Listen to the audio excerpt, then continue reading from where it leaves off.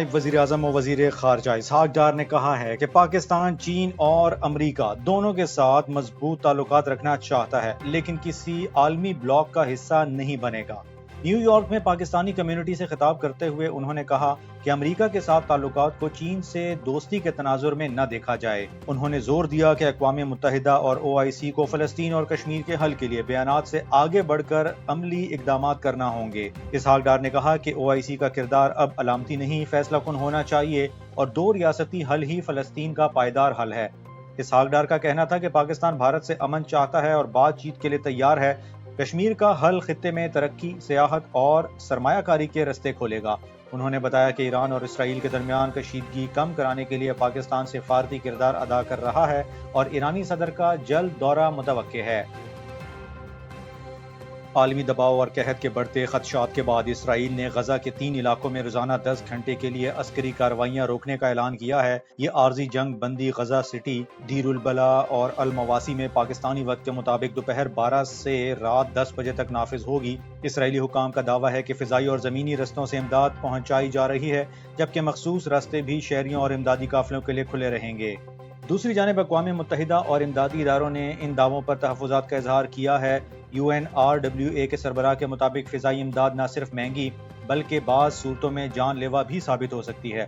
ادھر مصر اور اردن سے امدادی قافلے غزہ روانہ کیے جا چکے ہیں، جبکہ اسرائیلی صدر نے اقوام متحدہ پر خوراک کی قلت کا الزام عائد کیا ہے۔ ملیشیا کے دارالحکومت کوالالمپور میں وزیر اعظم انور ابراہیم کے خلاف ہزاروں افراد سڑکوں پہ نکل آئے، جنہوں نے مہنگائی، نئے ٹیکسز اور انتخابی وعدوں کی ناکامی پر استعفے کا مطالبہ کیا۔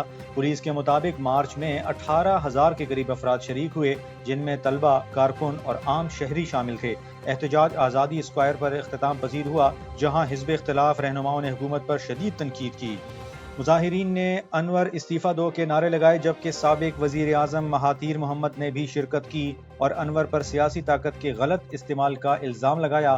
انور کی مہنگائی کے خلاف حالیہ کوششوں سے عوامی غصہ کم نہیں ہو سکا۔ وزیر اعظم محمد شہباز شریف سے وزیر داخلہ محسن نقوی نے اہم ملاقات کی ہے، جس میں زائرین کی سہولت کے لیے نئی پالیسی پر تفصیلی بریفنگ دی گئی۔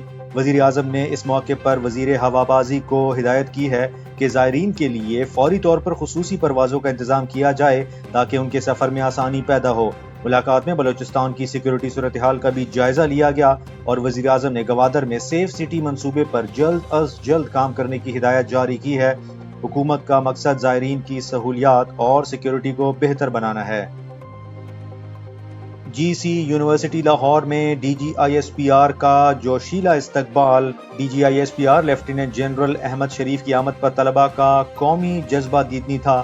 یونیورسٹی کی فضائیں پاک فوج کے حق میں نعروں سے گونجتی رہیں، جبکہ حال میں ملی نغموں کی شاندار گونج سنائی دی۔